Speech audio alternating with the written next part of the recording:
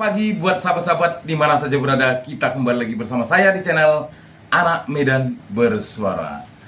Pagi yang indah ini kita apresiasi dulu teman-teman ya. Selamat bekerja, melakukan aktivitas pertama di minggu ketiga teman-teman, minggu ketiga di bulan Mei. Tetap semangat dan selalu menjadi yang terbaik. Baik teman-teman, sahabat-sahabat, para subscriber saya, selalu saya aturkan terima kasih banyak atas atensinya kepada setiap konten atau upload video yang saya berikan. Pagi ini kita akan masuk ke berita yang sangat luar biasa. Apa itu? Kita intro dulu.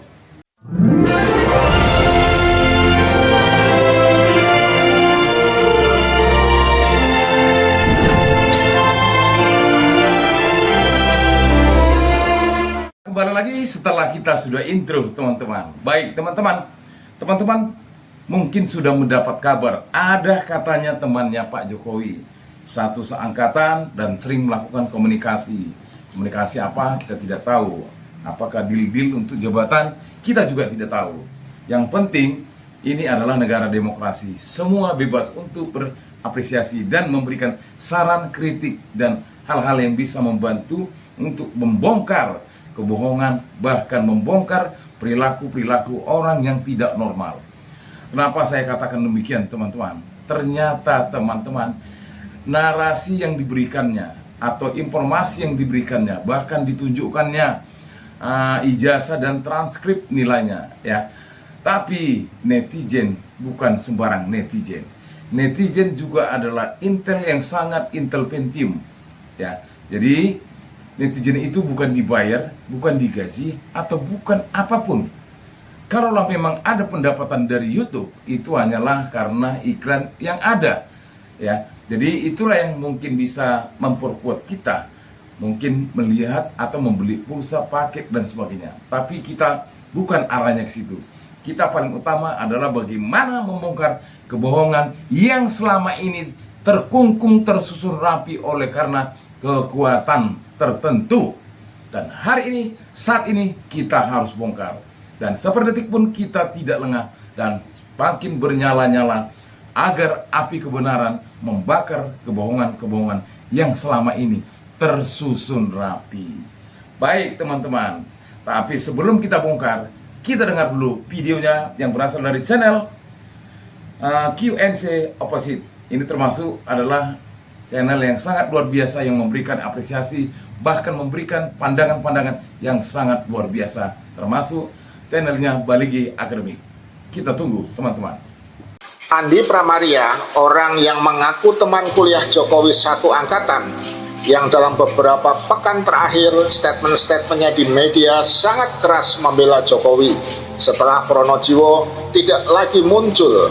Ternyata dia punya 2 ijazah dengan tahun yang berbeda di Fakultas Kehutanan UGM. Keaslian ijazah milik Presiden ke-7 Joko Widodo, Jokowi, memasuki babak baru. Andi Pramaria, mantan Kepala Dinas Kehutanan dan Perdagangan Provinsi NTB, muncul memberikan kesaksian. Andi yang mengaku teman seangkatan Jokowi di Fakultas Kehutanan Universitas Gadjah Mada, UGM, ini mengatakan ijazah Jokowi baru dapat dikatakan asli apabila sama seperti miliknya.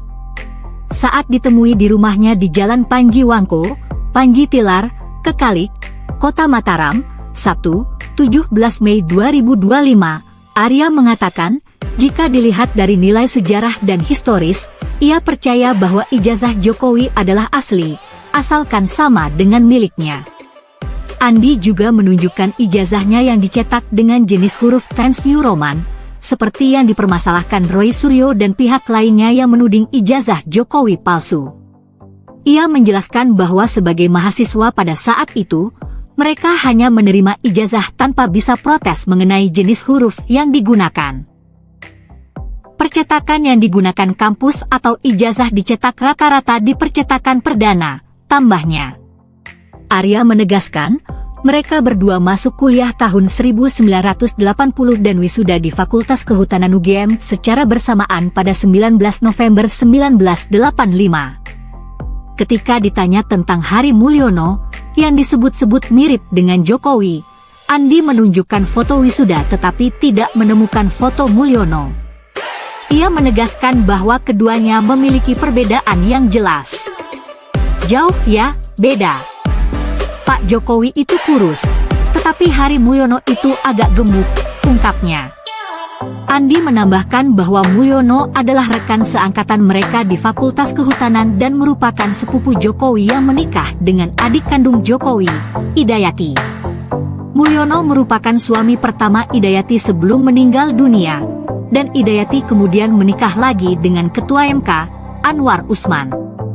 Andi juga menyampaikan bahwa 67 orang alumni Angkatan 1980 di Fakultas Kehutanan saling akrab dan sering berdiskusi bersama. Ketika ditanya apakah Jokowi masih ikut grup WhatsApp Angkatan, Andi menyatakan bahwa Jokowi sudah lama tidak aktif di grup tersebut karena kesibukannya sebagai Gubernur DKI Jakarta. Meski demikian, grup WhatsApp tersebut dinamai Spirit 80 oleh Jokowi. Sekarang mari kita perhatikan bersama, apa benar Andi Pramaria punya 2 ijazah Fakultas Kehutanan Universitas Gadjah Mada? Ini adalah ijazah Andi yang baru saja diposting di Tribun Network hari ini. Ternyata ijazah ini tertanggal 11 November 1989. Padahal Andi bolak-balik mengatakan bahwa dia satu angkatan dan wisuda bareng Joko Widodo tahun 1985. Tapi kenapa ya kok ijazah dia ini bertahun 1989? Itu berarti beda tahun dong dengan ijazah milik Joko Widodo. Tetapi sebentar, kita harus tarik ke belakang beberapa waktu lalu sebelum pemberitaan Tribun ini dirilis. Andi pernah memposting ijazah Fakultas Kehutanan UGM miliknya bertahun dan bertanggal bulan sama persis dengan milik Joko Widodo, yaitu 11 November 1985. Tetapi kenapa ya, kok yang diposting di Tribun saat ini yang tampak adalah ijazah bertahun 1989? Bukankah hal ini mengakibatkan publik semakin bertanya-tanya? Sebenarnya yang benar ijazah Andi Pramaria itu bertahun terbit 1985 ataukah bertahun terbit 1989? Ataukah sebenarnya kedua ijazah Andi Pramaria adalah ijazah Fakultas Kehutanan UGM rekayasa yang dibuat sama seperti milik Joko Widodo dengan tujuan memvalidasi agar ijazah Joko Widodo yang terbit tahun 1985 itu dikatakan asli, sebab ada ijazah-ijazah lain yang sama formatnya dengan milik Joko Widodo.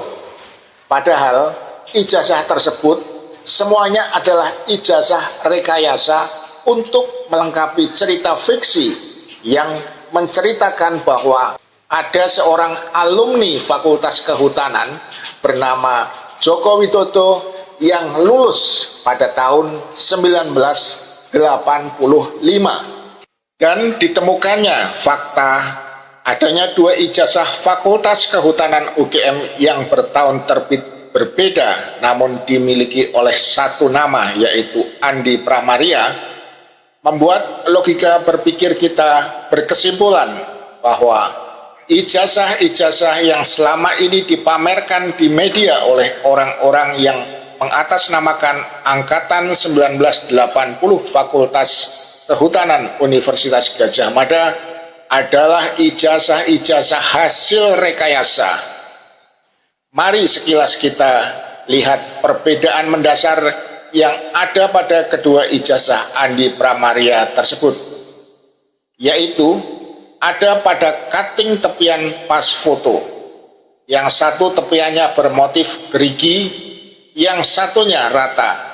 Kemudian angka 1 pada ijazah bertahun terbit 1985 bentuknya memiliki topi, sedangkan angka 1 pada ijazah 1989 bentuknya polos. Wow, luar biasa. Ternyata mereka yang memang memihak ya, atau katakanlah katanya temannya Pak Jokowi satu kampus, semua punya jabatan. Mantap ya, luar biasa. Tapi seperti itulah kata pepatah. Sepandai-pandai tupai melompat, sekali waktu pasti jatuh juga. Ya, kita yang menanam, kita yang akan menuai. Buah jatuh tidak jauh dari pohonnya. Peribahasa yang sangat luar biasa yang selalu hidup di dalam kehidupan kita dan muncul ketika kita melakukan sesuatu hal di luar nalar kita. Apa yang dipertahankan oleh Pak Jokowi? Mulailah terusik satu persatu, mulailah bermunculan. Ada yang pro dan mengatakan bahwasanya saya teman kuliahnya, menunjukkan ijazahnya. Selidik punya selidik melalui channel QNC, ternyata ijazahnya ada dua. Satu dari 1985 dan 1989. Sangat jauh berbeda kan? Dan ditelusuri ketika di akhir konten video tadi, itu ada perbedaan mencolok, baik dari angka satunya maupun perihal tentang foto bergerigi dan polos. Ini menjadi sesuatu masukan buat kita semua para subscriber ya. Karena bagaimanapun, karena ini kemarin kebohongan ini disusun begitu rapi. Sinetron ini disusun berdasarkan kata-kata yang luar biasa, yang mungkin menurutnya tidak akan ketahuan atau katakanlah tidak akan bocor. Tetapi waktu akan mengatakan sesuatu itu pasti akan terlihat. Sepandai-pandai pun kita menyimpan bangkai, suatu saat bau itu akan tercium. Karena Yang Maha Kuasa sudah mengajarkan kepada kita untuk melakukan kebenaran. Bagaimana menurut teman-teman setelah melihat penelusuran video tadi? Menjadi satu masukan buat kita. Bahkan Pak Jokowi tidak akan menyerah. Karena apabila dia menyerah, terbongkarlah semua kotak Pandora kebohongan. Namun, seperti yang saya katakan tadi, waktu yang mengatakan bahwasanya ini pasti akan terurai dan terbongkar. Lagi-lagi teman-teman, ternyata istrinya Pak Jokowi punya adik dan disandingkanlah dengan Mulyono. Ya, dan adiknya suaminya itu suami atau iparnya ya meninggal, dan adiknya menikahlah dengan Paman Usman. Menjadi terbongkar kedoknya teman-teman ya. Saya juga nggak tahu, baru kali ini saya tahu. Tapi mungkin juga teman-teman sudah tahu atau tulis di kolom komentar. Kita lanjut ya. Anwar Usman sepertinya katanya melalui channel Jamaah Milenial, di mana juru bicaranya adalah Refli Harun, mengatakan bahwasanya Anwar Usman sudah mulai gerak. Apa itu? Kita tonton videonya. Ada berita menarik ya mengenai Anwar Usman, dan kemudian ada komentar dari pengamat politik Deddy Kurniasyah ya. Kurang lebih mengatakan beginilah ya, Anwar Usman menyesal buka jalan bagi Gibran nyapres. Dan ada beritanya di sini, beritanya kurang lebih bicara mengenai Deddy Kurniasyah sebut ex-ketua MK Anwar Usman dapat tekanan. Tak ada yang bela termasuk Jokowi. Ini dimuat di pojok1.id ya. Menarik sahabat era sekalian, karena kita tahu bahwa Purnawirawan TNI mempermasalahkan tetap putusan MK nomor 90 tersebut, dan Anwar Usman adalah aktor utama yang tidak lain adalah saudara ipar Jokowi, hasil perkawinan dengan adik Jokowi yaitu Idayati. Biar lebih jelasnya kita langsung ke Deddy Kurniasyah. Assalamualaikum warahmatullahi wabarakatuh bro. Oke, lama kita tak bersua ya. Sepertinya udah setahun lebih ini kayaknya. Betul. Soalnya kalau bersua hanya karena Anda melakukan survei, kelihatannya lagi sepi-sepi nih survei ini. Oke, bro, menarik ya yang apa Anda sampaikan itu ya, yang kemudian saya juga buat judul ya. Terserah Anda mau mengklarifikasinya dari mana, tetapi ini ada berita yang mengatakan bahwa Anda mengatakan ex-ketua MK Anwar Usman dapat tekanan itu. Lalu kemudian ada berita lain mengatakan Anwar Usman mau cooling down dulu, nantilah suatu saat katanya. Apa yang bisa Anda tangkap dari berita-berita atau pernyataan Anda sendiri itu? Silakan. Ya, yang pertama sebetulnya kan kita membicarakan pola ya. Artinya yang terjadi dengan Anwar Usman itu juga sudah pernah terjadi pada pejabat lain. Ya, saya sebut saja misalnya Hasyim Asyari, misalnya ketua KPU yang juga sama-sama memiliki dampak gitu ya atas putusan pendaftaran Gibran sebagai calon wakil presiden di masa itu, sama-sama juga sudah diputus bersalah oleh DKPP. Begitu juga dengan Anwar Usman yang diputus bersalah oleh MK. Tetapi saya kira yang membuat Anwar Usman kemudian dalam beberapa pemberitaan tentu yang menyatakan atau mungkin ada nuansa ingin membongkar, ingin menceritakan apa yang dibalik kronologi putusan MK itu, maka sekarang situasinya bisa dikatakan bahwa ada kebimbangan di Anwar Usman. Satu sisi rupa-rupanya kedekatannya bahkan hubungan kekerabatan dengan Jokowi tidak membuat Anwar Usman kebal hukum dan bisa mempertahankan posisinya di ketua MK. Anwar Usman menerima sanksi hingga pemberhentian dari ketua MK, tentu itu sesuatu yang secara naluriah pasti disesali. Kenapa? Karena Anwar Usman membangun karir yang cukup panjang, reputasi yang juga panjang, tiba-tiba hancur dalam sekejap dan punya potensial tidak akan bisa diperbaiki. Nah, itu mungkin yang membuat kami beropini bahwa dari beberapa rangkaian itu punya peluang Anwar Usman menyesal karena faktor dia tidak dibela oleh Jokowi, tidak juga dibela oleh Gibran, bahkan karirnya juga terputus begitu kan. Maka mau tidak mau dalam kondisi tertentu publik juga melakukan tekanan begitu, maka dia akan memilih jalur di mana oke lah kalau sama-sama saya tidak mendapatkan apa yang seharusnya diperjuangkan sejak lama, ya mungkin saatnya Anwar Usman justru berbalik mengikuti tekanan-tekanan publik. Salah satunya ketika sekarang sedang ramai desakan para jenderal purnawirawan TNI misalnya mendesak supaya Gibran harus dibawa ke sidang MPR untuk dimazukan. Saya kira semakin besar tekanan yang dihadapi oleh Anwar Usman. Saya kira begitu kira-kira. Oke, yang jelas kan dia masih masih sebagai suami dari adik Jokowi gitu ya. Dan dia mencoba untuk memulihkan haknya melalui Pengadilan Tata Usaha Negara. Petun itu memulihkan haknya tetapi tidak mengabulkan kembalinya jabatan sebagai ketua MK.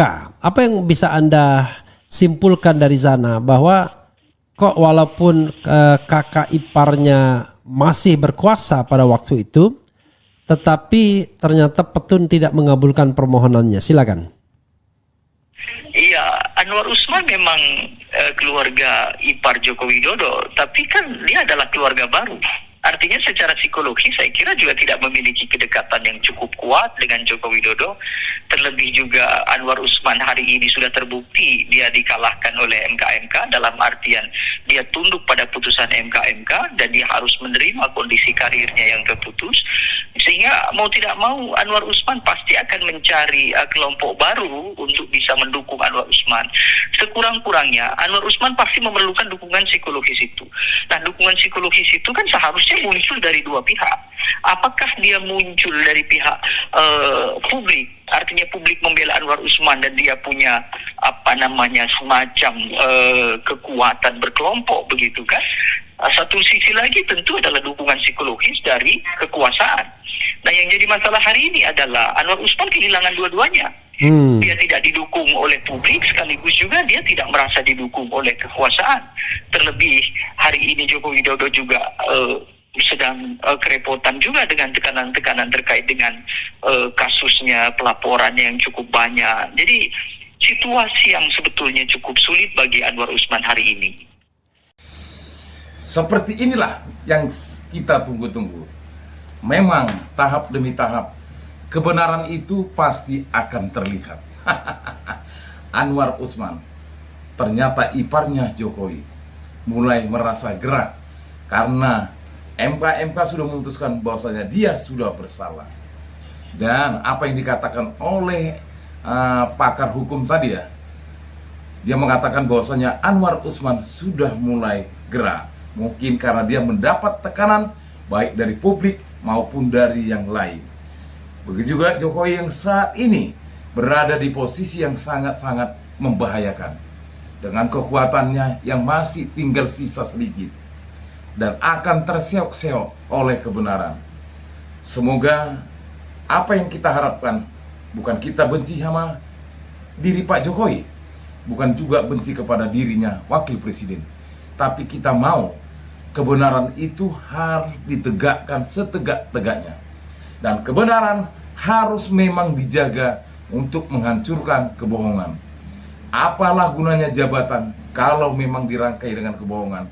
Apalah guna kemenangan Pilpres kalau dirangkai dengan beberapa kebohongan-kebohongan, bahkan mengorbankan uang rakyat dengan membagi-bagi sembako dan sebagainya. Apa arti kemenangan untuk Pilpres kalau memang dia tidak bisa berkata apa-apa? Bayangkan Pak Prabowo begitu tegar untuk bumi hanguskan korupsi. Namun oleh karena hubungan masih ada, pasti akan juga sedikit demi sedikit akan dibongkar untuk menghargai pertemanan. Melalui Anak Medan Bersuara, kita sudah sepakat, sahabat-sahabatku, mari sama-sama kita bongkar kebohongan. Mari sama-sama kita jaga agar masyarakat Indonesia aman, adil, dan makmur. Bukan karena sembako, tapi karena terbukanya lapangan kerja yang semakin besar. Saat ini kita masih menunggu. Dan mari kita dukung pemerintahan Pak Prabowo agar bisa membawa Indonesia menuju Indonesia emas. Namun kita juga tidak lupa untuk membumi hanguskan kebohongan, bahkan dinasti-dinasti yang bermunculan dengan paksaan-paksaan kebohongan. Sahabat subscriber, jangan lupa untuk selalu memberikan yang terbaik buat channel ini agar bisa didengar oleh sahabat-sahabat kita, karena masih banyak emak-emak kita yang belum mengetahui apa yang dilakukan oleh Pak Jokowi. Terbukti dengan adanya patung-patung Pak Jokowi. Kita nggak ada masalah tentang hal itu, tapi kita mau bermasalahkan bagaimana masa kepemerintahan Pak Jokowi itu penuh dengan kelihayan dan kebohongan. Salam perjuangan, jangan lupa untuk di-share. Hidup rakyat Indonesia, berikan yang terbaik buat channel ini agar jauh lebih bermanfaat. Merdeka, merdeka, merdeka.